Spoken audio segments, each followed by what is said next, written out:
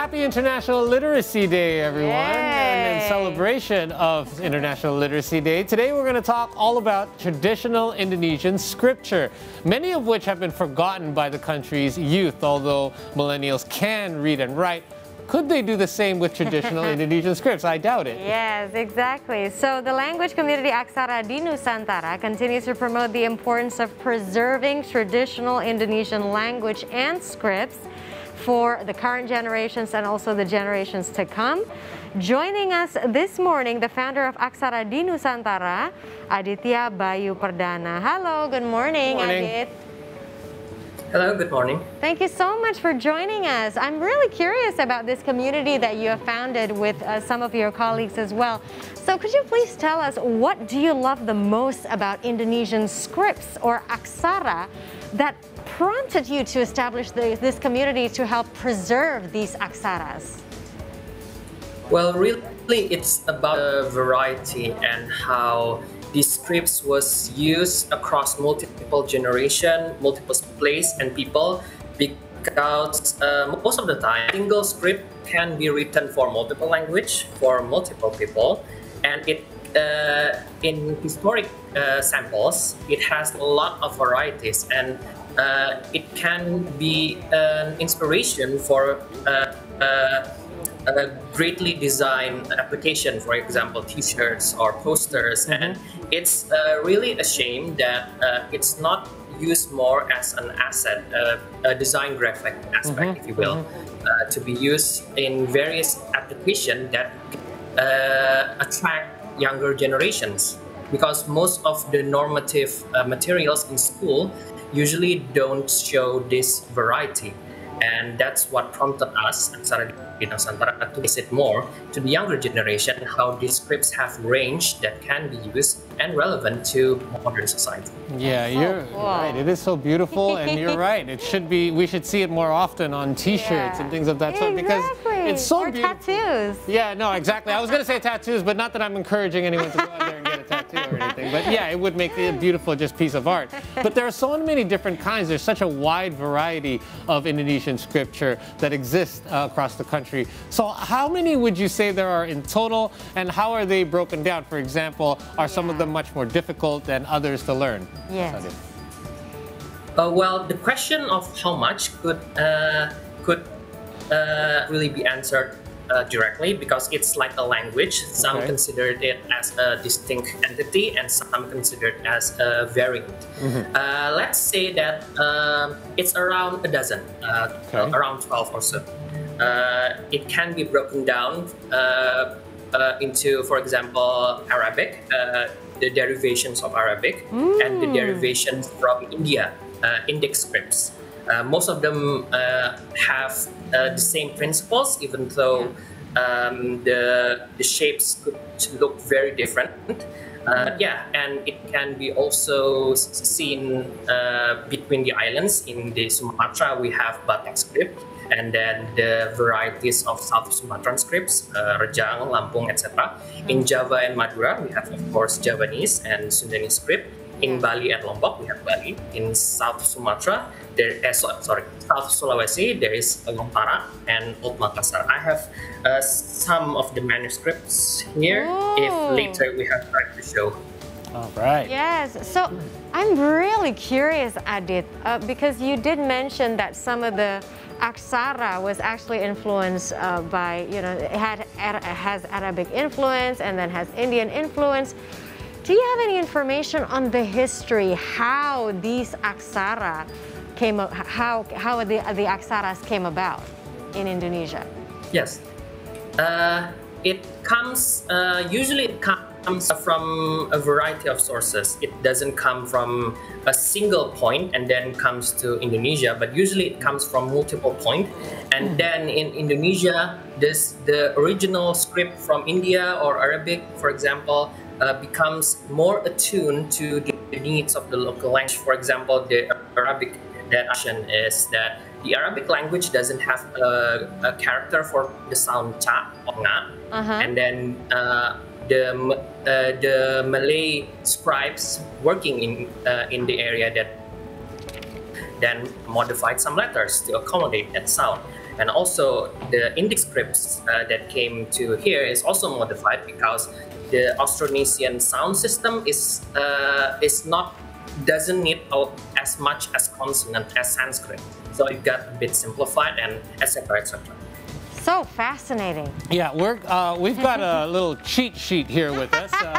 This one is actually, this reads See Today. So apparently it's important to know how to pronounce and read the words first. There you're looking at it on screen. Wow. But then once you learn how to pronounce it, you can write it. So today, Mas Adit, your homework is to teach us a little bit about scripture and how to write while we have our conversation here. And we're fully prepared. We've got our boards. We've got markers. And in the meantime, perhaps you could get us started. What would be the best way to learn how to write? Yeah, and probably the Balinese one. How would you pronounce it? Because see today would be pronounced see today in English, but probably in Balinese it's got a different pronunciation. No. So basically, in Balinese you would write how it is sound, like you said before. So this is, if you give that script to Balinese, the Balinese would read it as see today. If you directly transcribe the spelling of English, if you notice that English has kind of irregular spelling, it will be read as sea todai, which is wrong. That is why you have to know how to read it first. Got it. And transcribe it as thus. So is it the same with the Batak Toba, Javanese, and Lontara? Yes, it has the same principles.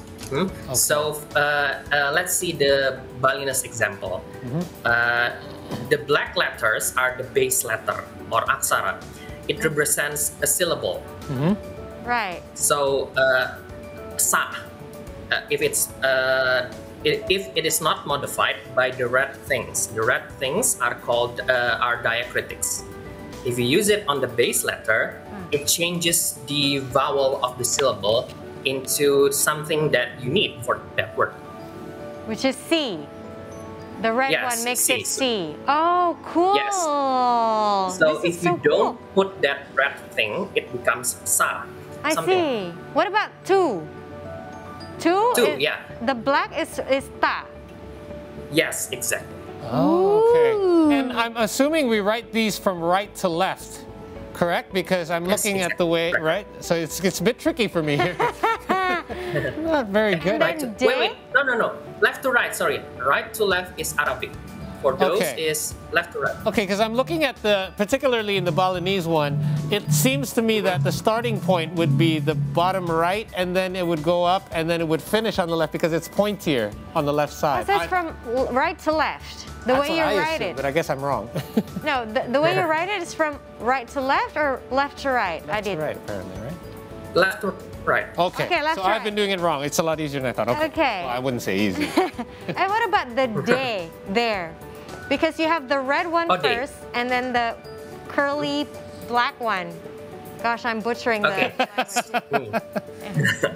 So on the Latin alphabet, where you put the sequence of letter one after another, in the traditional scripts, some of the diacritics are put before the base letter. So if you imagine the base letter as the center of orbit, there's a diacritic that can surround the base letters. Wow. It can be before, above, below, after. So this is actually a little bit like Japanese, right, Adit? Because in Japanese, they have the basic, as you said, like the sa, the ta, and then they have a little addition to actually change the sound, right? Exactly. I see. So this is the result of what I'm trying to... Speaking of butchering, well... It's a little bit messed up. I'm so sorry. How long did it take for you to master learning Indonesian scripts like this? Well, I think it's about 2 weeks or so. Really? For one of the scripts. Wow. Wow, that's quick. All of them has the basic principles. So if you know one, you should have easier time introducing to the others.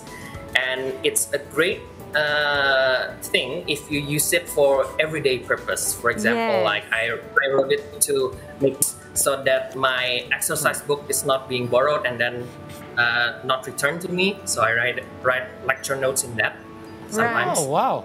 Can you read this one, Adit? This is the Minangkabau script. Oh, I haven't remembered the Minangkabau script, sorry. Right, so I can explain it to you then. I get to be the lead. Surprise. This is actually my name. It's actually, this is Marai Raisa, because I couldn't find Marissa, so I just put Maraisa. This is the Minangkabau script. So Very I found cool. it actually on I your see. website.